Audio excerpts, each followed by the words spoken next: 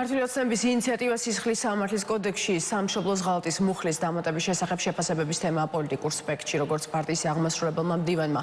მამუკა მდინარაძემ უმრავლესობის ხდომის დასრულების შემდეგ ბრიფინგზე განაცხადა, მუხლი თავის დროზე კოდექსიდან ნაციონალურმა მოძრაობამ ამოიღო. მმართველ გუნდში აცხადება, რომ მნიშვნელოვანი არსებობდეს მუხლი, რომელიც სახელს დაარქმევს იმ დანაშაულებებს, რომელიც შესაბამისი სისხლის სამართლის კოდექსით გათვალისწინებული თავით არის განსაზღვრული. ოპოზიციაში კი მიაჩნიათ, ინიციატივის მთავარი მიზანი რეპრესიებია და თუ ვინმე ახლა მუხლით არის გასასამართლებელი, ეს სწორედ ქართული ოცნებაა.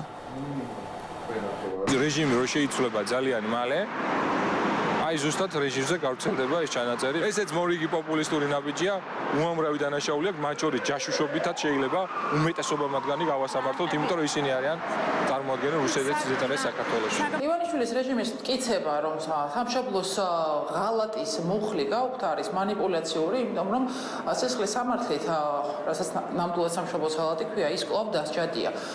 თუმცა ამ შემთხვევაში კონკრეტული მუხლის ჩანაწერი არის განსხვავებულად წარმოდგენილი. ამ манипуляციურ განცხადებით, რა თქმა უნდა, მთავარი მიზანი ახლა ივანიშვილის რეჟიმს აქვს, რომ გააძლიეროს ის საბჭოთა ტიპის რეპრესიები, რომელიც საკუთარი მოქალაქეების წინააღმდეგ ივანიშვილმა თავის ძალაუფლების და ფულის დასაცავად წამოიწყო. საზოგადოებამ რა თქმა უნდა იცოდა, მაგრამ ჩვენი კომისიის ხდომაზე მორიგ ჯერზე კიდევ ერთხელ გაიხსენა ის ფაქტები, რის გამოც აგვისტოს ომამდე რამდენიმე თვით ადრე ამოიღეს სისხლის სამართლის კოდექსიდან ეს მუხლი ნაციონალური მოძრაობის წარმომადგენლება სამშობლოს ღალატი.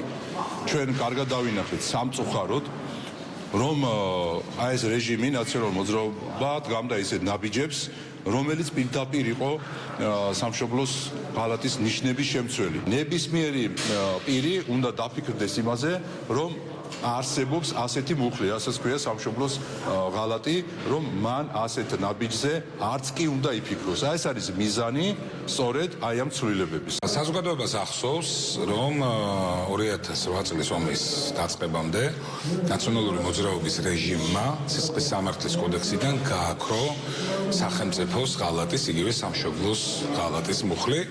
ეს დღევანდელი გადასახედით არის აბსოლუტურად გასაგები, რადგანაც ეს რეჟიმი პირდაპირ მნიშვნელობით აპირებდა საკუთარი ქვეყნის ღალატს, რაც პრინციპში მანამდეც ჩაუდენია, თუმცა 2008 წლის მოვლენები ამ მოცემულობის მკაფიო ხაზგასმა იყო მთელი კასკადი ღალატისა, რომელმაც ჩვენი ქვეყანა უმძიმეს მდგომარეობაში ჩააგდო. ჩვენ ნახეთ კონკრეტული ფაქტები, როდესაც ხდებოდა ექსტრემისტული ორგანიზაციების დაფინანსება, რადიკალიზმის დაფინანსება ქვეყანაში, სახელმწიფო გადატრიალების რამოდენიმე მცდელობა და რა თქმა უნდა, ყველა ის ადამიანი, ვინც ჩადიოდა ამ ტიპის ქმედებებს, მიდიოდა სახელმწიფოს ინტერესების წინააღმდეგ, რა თქმა უნდა, ყველამ უნდა აგოს პასუხი და ყველა კითხვას უნდა გაეცეს შესაბამისი პასუხი.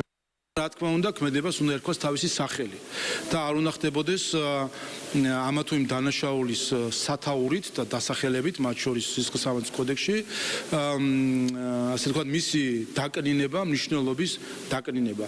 ის, რაც არის სამშობლოს ღალატი, არის სამშობლოს ღალატი. და ამის ჩამოყვანა რაღაც ტექნიკურ ტერმინებამდე, ზუსტად ეს იყო განზრახვა მაშინაც, რომ ეს ყოფილიყო რიგითი დანაშაული.